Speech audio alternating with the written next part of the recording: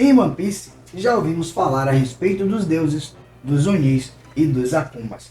Alguns exemplos são Nika, o deus do sol, Kaido, o Oni mais forte do mundo, e lógico, as Akumas no Mi. Porém, ainda não tivemos uma referência aos Yokais. Ou será que isso acabou de mudar nesse capítulo 1085 de One Piece? E por falar nessas criaturas misteriosas, vocês sabem quais são as diferenças entre eles? Se você quer saber a respeito de tudo que rolou nesse capítulo 1085 de One Piece e todos os mistérios não revelados até o momento, vem com o pai que eu vou falar sobre isso agora. Salve família, Salmo Souza na área. E aí, como é que vocês estão? Espero que todos vocês estejam muito bem. E já manda aí o que é que vocês acharam desse capítulo 1085 de One Piece. Muita coisa legal e muito mistério pra gente trabalhar aqui nesse vídeo a respeito deles. Afinal de contas, foi revelado agora Nefertari de Lily e também Nefertari de Vivi. Outra coisa bastante interessante é quais são os poderes dos Gorosei e principalmente o que é que tem a ver Imu-sama com a criatura mitológica japonesa, o yokai de nome Umibuzo. Eu vou tentar falar tudo sobre isso aqui a respeito para vocês nesse vídeo, mas antes, deixa aí o seu likezão, se inscreve no canal se for novo por aqui. Vamos tentar fazer com que esse vídeo atinja a marca de 50 likes, para que ele seja um pouco mais divulgado para a galera que curte One Piece, para a gente poder debater e resenhar aqui juntos. E como vocês já sabem, chega de enrolação e lá vamos nós! O título desse capítulo é A Morte de Nefertari Cobra.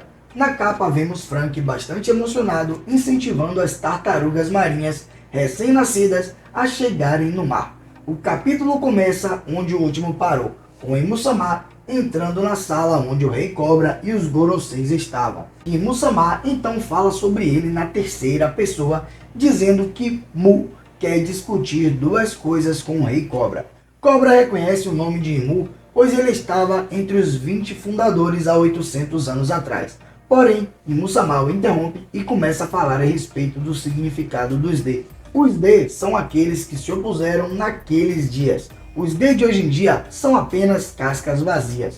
E os poneglyphos só se espalharam pelo mundo graças a um erro de Lily. Mas será mesmo que foi um erro ou foi algo planejado?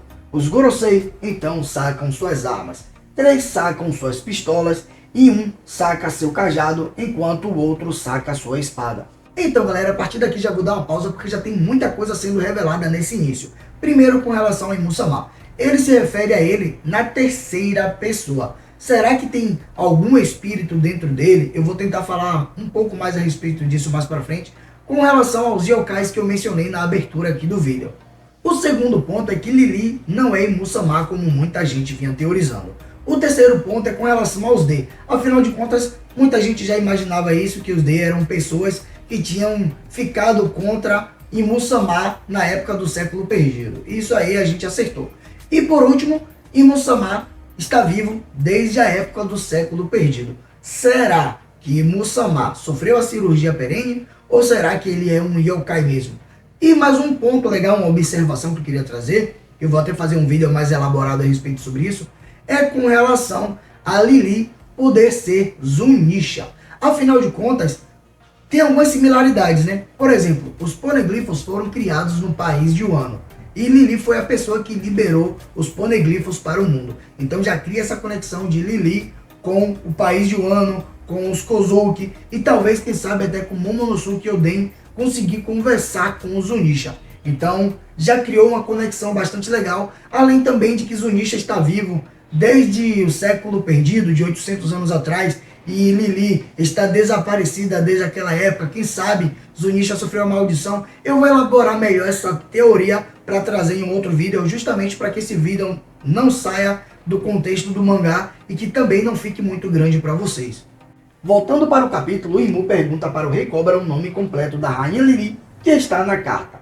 Nesse momento, Cobra percebe que ele será assassinado independente da sua resposta. Então ele diz que se por um acaso ele mentir, se ele vai sair vivo do local. Porém, um dos Gorosei responde que o destino dele já tinha sido traçado desde o momento que ele viu Imu-sama. Cobra então responde que na carta diz que o nome da antiga rainha do reino de Alabasta era Nefertari de Lili. Então do nada uma flecha preta em formato de seta acaba atingindo o Rei Cobra com muita força que chega até atravessar o corpo dele. Porém, Sabo, que estava escutando e vendo tudo, corre para ajudá-lo e já chega tacando fogo no local onde Imu e os Gorosei estão. Galera, uma curiosidade legal nessa cena aí é que esse ataque de Sabo faz uma referência a uma jogada de xadrez que tem o nome Gambito da Torre. Essa jogada se dá quando o rei está cercado por suas torres e o cavalo se aproveita para colocá-lo em xeque. Tanto é que na página seguinte podemos ver que Sabo tinha acreditado que ele tinha derrotado tanto Imu-sama quanto os Gorosei com um único ataque. Porém, ele deixa no ar uma frase muito intrigante, pois ele diz que nunca iria imaginar que o inferno estaria em um lugar tão alto. Podemos ver então Imu-sama e os Gorosei se transformando em uma espécie de monstro. Porém, não dá para identificar muito bem, afinal de contas só conseguimos enxergar as sombras dele. E a partir daqui eu quero fazer mais uma pausa. Afinal de contas, esse termo usado por Sabo para indicar que aquele local seria o inferno, traz de novo mais uma referência aos yokai. Não sei se vocês repararam bem, mas essa seta, essa flecha negra que acaba acertando o Cobra, ela não vem da direção nem dos Gorosei e nem da direção de Imu-sama. Ela vem de um lado totalmente diferente, ela acerta o Rei Cobra pela lateral. Eu acredito que pode ser que exista algum espírito que esteja por trás de todo esse plano. E aí vem a ideia dos espíritos malignos, que são os yokais.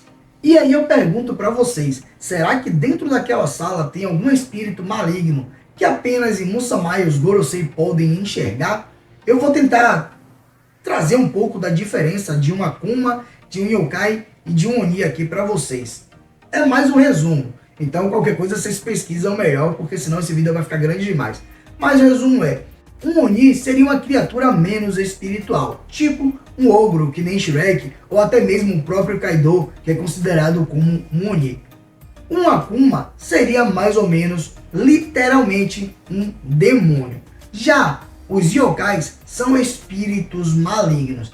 E aí você pode fazer essa referência com a frase de Sabo. Afinal de contas, Sabo diz que não queria imaginar que aquele lugar tão alto fosse um inferno. E, lógico, espíritos malignos, muitos acabam parando no inferno. Então, tem uma referência bastante legal com relação aos yokais. Tanto é que a galera vem teorizando que Imu-sama pode ser o Umibuzo. Eu vou tentar falar isso mais agora a respeito nessas imagens que vocês estão vendo aí agora. Afinal de contas, se vocês repararem bem, as sombras dos Goroseis transformados em monstros parecem muito com esses yokais que estão aparecendo aí para vocês. Reparem bem nessa aranha com chifre. Dá para notar que até mesmo as patas são parecidas com a desse yokai. Esse pássaro que aparece aí também é um outro yokai muito parecido com essa sombra. E principalmente com relação a essa criatura gigante que seria Imu-sama. Todos esses yokais têm algumas semelhanças com essas silhuetas dos Gorosei e de Imu-sama transformados em monstros. É por isso que está surgindo a nova teoria agora que diz que Imu-sama pode ser o Umibuzo, que é meio que um yokai do mar, um espírito maligno que aterrorizava os marinheiros. Então, eu estou tentando trazer um resumo mais simples aqui para vocês, mas depois eu vou tentar criar uma teoria mais elaborada, vou pesquisar melhor e vou fazer um novo vídeo explicando a respeito disso aí, principalmente que dá para você notar que há um trocadilho aí com relação ao nome de Imu-sama e o Umibuzo. Afinal de contas, Imu e Umi é apenas o contrário um do outro. Voltando para o capítulo, podemos ver Sabo carregando Rei Cobra para fugir do local. Enquanto isso, Rei Cobra revela que conhece Sabo e sabe que ele é irmão de Luffy. Então ele pede um favor para Sabo. Ele diz para Sabo avisar a Luffy e a Vivi que eles são da família D. Sabo então tem lembranças de sua infância mais Luffy e Ace. Vemos então o pequeno Sabo dizendo que Luffy e Ace tinham o D em seus nomes. E nisso, Ace responde que ele não liga para o seu nome e diz que pode dar o D para Sabo também. E assim, o nome de Sabo ficaria Sa-de-Bo. Que viagem de Ace, viu? Voltando para o presente, podemos ver que outra flecha negra atinge Sabo e o Rei Cobra, e os dois ficam bastante feridos. Cobra então diz para Sabo fugir, e então para de frente com uma das sombras. Então ele diz as seguintes palavras: levante a bandeira do amanhecer, Nefertari de Lili. Eu te imploro, Sabo. Então, galera, eu achei essa cena meio estranha pelo seguinte: no momento em que Nefertari Cobra pronuncia o nome da rainha Lili, parecia que ele estava tentando distrair a pessoa que estava tentando atacá-los. Porque senão eu acho que a cena ou as falas dele ficaria mais interessante se ele falasse da seguinte forma: levante a bandeira do amanhecer, eu te imploro, Sabo. Então, eu achei que esse nome da rainha Lili, ele só falou justamente para distrair as pessoas que estavam tentando atacá-los.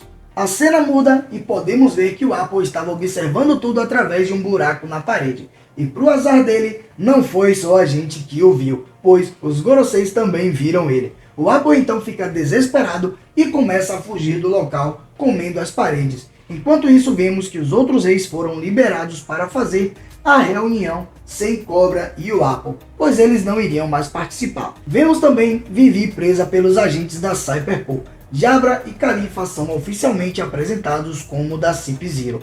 Tá rolando uma conversa entre todos a respeito do que está acontecendo no Reverie. Ficamos sabendo que depois que Léo e Sai bateram em São Carlos, eles anunciaram oficialmente que são piratas e que fazem parte da frota de Luffy. Ficamos sabendo também que Fujitora permitiu que os escravos fugissem e Ryokugyo ficou bravo com ele. Então eles começaram a brigar. Voltando para a sala onde Vivi está, vemos o Apple desesperado invadindo a sala, comendo as paredes enquanto foge. E de algum modo, Vivi se segura nele e consegue escapar dos agentes da Cip Zero. Vivi então pergunta para o Apple para onde ele vai, e ele diz que vai para o mais longe possível, onde ninguém possa o achar. Vivi então pede para ele levá-la junto. Nisso, a esposa de Apple, que estava chamando por ele, consegue ver essa cena e nota que Vivi está ao lado dele. Ela então grita: eles estão fugindo juntos! Assim, acaba o capítulo e temos uma boa notícia para vocês. Afinal de contas, semana que vem não haverá pausa. Então, galera, eu só queria trazer mais um pontinho relacionado ao final desse capítulo. Afinal de contas, podemos ver que Fujitora, ele não arregou para nenhum comandante Yonkou e nem perdeu a sua batalha. Afinal de contas, ele simplesmente está seguindo a sua justiça cega, que é a justiça que procura zelar pelo bem das pessoas. Então, ele simplesmente permitiu que os escravos fugissem. Isso mostra que nem todos os marinheiros são pessoas ruins. E agora vocês já sabem o verdadeiro motivo do desespero de Wapol quando ele estava junto com Vivi e com Morgans. Afinal de contas, ele viu algo que coloca a vida dele em perigo. Por isso que ele estava pedindo para Vivi não fazer barulho. Galera, semana que vem, como eu disse, tem capítulo novamente. Então, sai spoilers. E aí a gente vai estar aqui para trazer esses spoilers para vocês e para a gente resenhar junto novamente. E como vocês já sabem, por hoje, infelizmente, isso é tudo. Eu fico por aqui, um abraço e fica com Deus.